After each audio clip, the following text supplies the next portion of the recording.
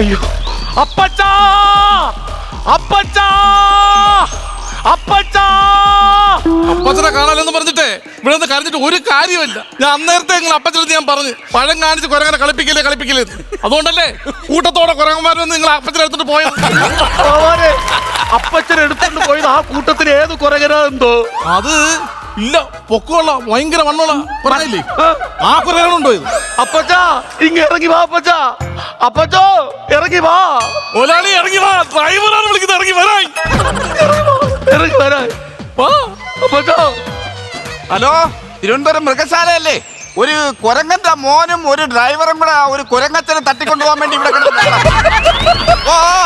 ഒരു വലയം കൊണ്ടുവരോ. വലയം കൊണ്ടുവന്നാ മതി. പിടിക്കാം ഞാനിവിടെ നിൽക്കാം. ഓ ശരി. ഞാനെന്ത് വൃത്തിയോടോ പറയുന്നത്. അവിടെ ഇരിക്കുന്ന കുരങ്ങനെ എന്റെ അപ്പച്ചനല്ല, പിന്നെ ആ കുരങ്ങനാണ് എന്റെ അപ്പച്ചനെ എടുത്തോണ്ട് പോയത്. ഞായറാഴ്ചയല്ലേ അപ്പച്ചനായിട്ടൊന്ന് കൂടാന്നും പറഞ്ഞ് നമ്മളിവിടെ വന്നേണ്. നമ്മൾ അങ്ങോട്ട് മാറിയ സമയത്ത് ഏതോ ഒരു കുരങ്ങൻ വന്ന് അപ്പച്ചനെ എടുത്തോണ്ട് പോയി. കാര്യമൊന്നുമില്ല. എന്റെ അപ്പച്ചനെ ഇതുപോലെയല്ലേ കുരങ്ങച്ച എടുത്തോണ്ട് പൊക്കളഞ്ഞത്. എന്തിന് തിരിച്ചുണ്ടാക്കിയ ഇപ്പൊ ഈ കാട്ടിലെ തലമൂത്ത കുരങ്ങച്ചാരാ? നമുക്ക് അതിന് വിഷയം ഉണ്ടാക്കാൻ പറ്റൂല. ഇത് വേറെ നഷ്ടമില്ല നമുക്ക്.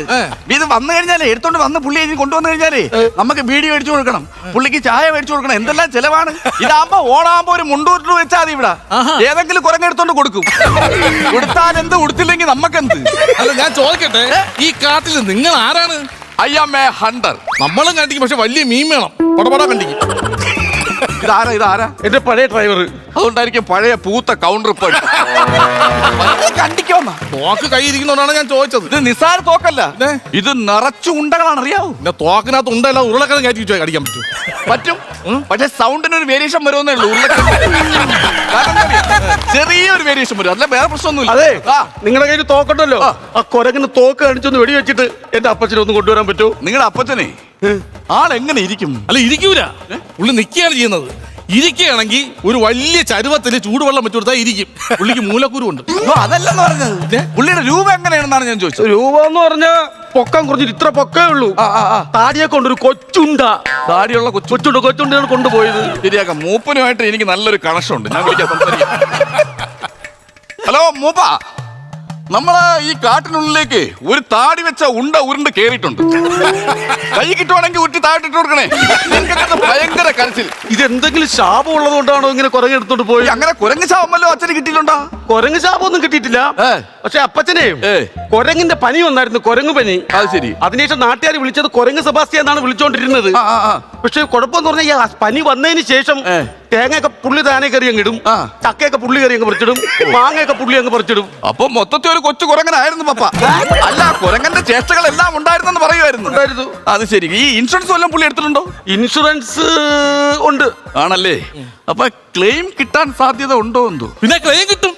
പുള്ളിക്ക് ഇത് കുരങ്ങനെ ചേഷ്ടയല്ലേ ഉള്ളു, വാലില്ലാത്തോണ്ട് ക്ലെയിം കിട്ടും.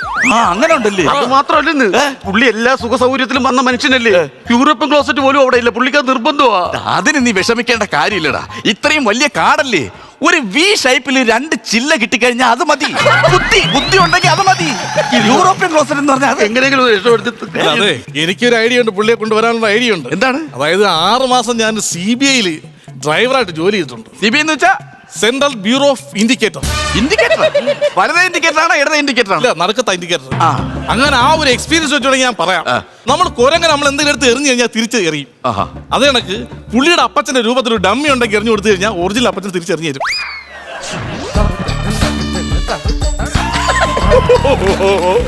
നിങ്ങൾ ചിന്തിക്കുന്ന എന്താണെന്നെനിക്ക് മനസ്സിലായി. വിഷമിക്കണ്ട, കുറച്ച് പഞ്ഞിയും കുറച്ച് കാർബോർഡും കുറെ പശ ഉണ്ടെങ്കിൽ ഞാൻ പെട്ടെന്ന് തട്ടി ഉരുട്ടി ഒരു ഡമ്മി ഉണ്ടാക്കി തരാം. എന്ത് പറയുന്നു? ഇതിന്റെ മറുപടി ഞാൻ കുളിക്കുന്നതിന് മുമ്പ് ഒന്ന് ചോദിക്കണം. ഞാൻ കുളിച്ചിട്ട് നിന്നാ ഇത് ശരിയാവൂല. അതായത് ഈ മറുപടി പറഞ്ഞ ശേഷം എനിക്ക് അടിച്ച് നനച്ചൊന്ന് കുളിക്കണം. ഫ്ലവേഴ്സ് സ്മാർട്ട് ഷോ ശനി ഞായർ ദിവസങ്ങളിൽ രാത്രി 9:30 ഫ്ലവേഴ്സിൽ.